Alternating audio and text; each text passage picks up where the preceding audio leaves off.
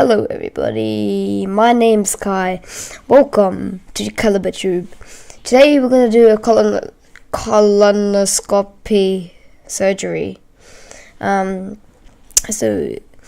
I already know what this is. Basically it's like this, actually no I don't. It's like this thing in your colon, but okay, so do not watch if you are a child, even though I'm one. Do not watch if you don't get grossed out at things. Oops.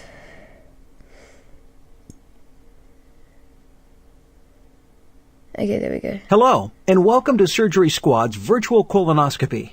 I'm Dr. Jeff, and I will be guiding you through this colon today. Also known as the large intestine, the colon is responsible for the final stages of the digestion. It absorbs remaining water and electrolytes from indigestible food, accepts and stores food remains that weren't digested in the small intestine, and eliminates solid waste from the body.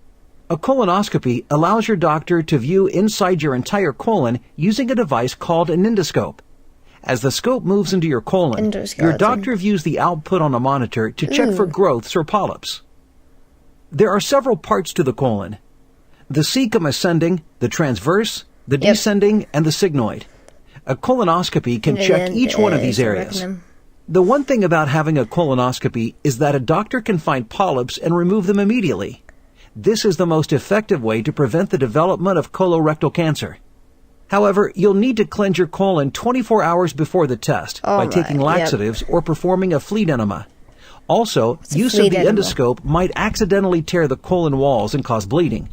Plus, you'll need to be sedated during the exam, which should take about 30 minutes or longer if any polyps are found.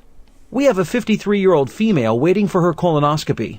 Let's get scrubbed and take care of this. Our patient is lying on her left side, knees drawn up to her stomach. Hey, look, she's wearing a gown, and we have a sheet draped over her. Let's set her up with an IV drip of the sedative. Alright.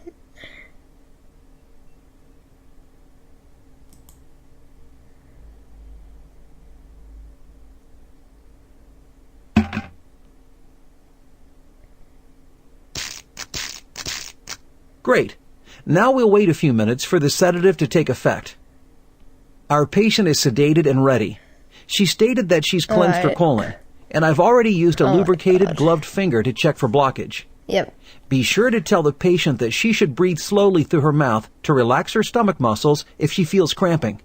We'll insert the endoscope into the anus and slowly move it into the colon. The endoscope contains a small camera and light, and a pair of forceps so we can remove any polyps we find. First, let's lubricate the scope for easy insertion and passage through the colon. Carefully insert the scope into the patient's anus and slowly move it into the colon. I don't think she's gonna feel good. We can watch the camera's output on the monitor. We're into the rectum now. Nothing so far. Let's move on into the sigmoid colon.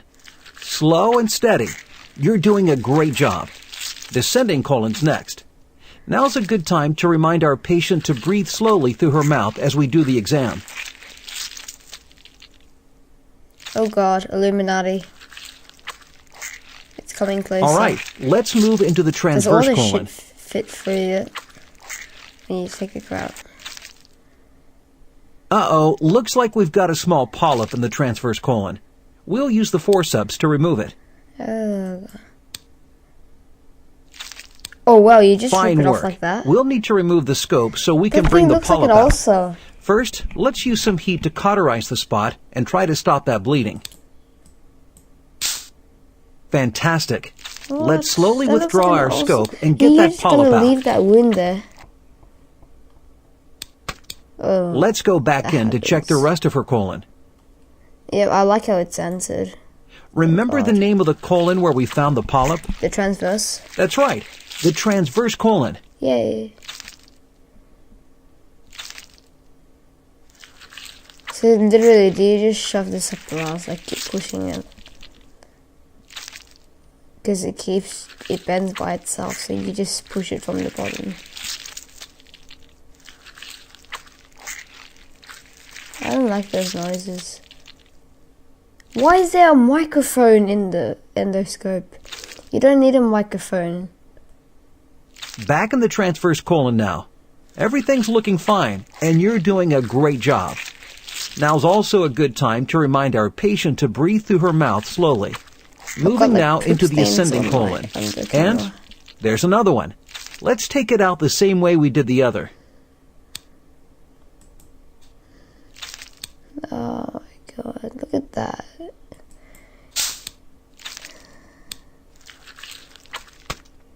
Back in the ascending colon now, and we move into the cecum. And all looks good.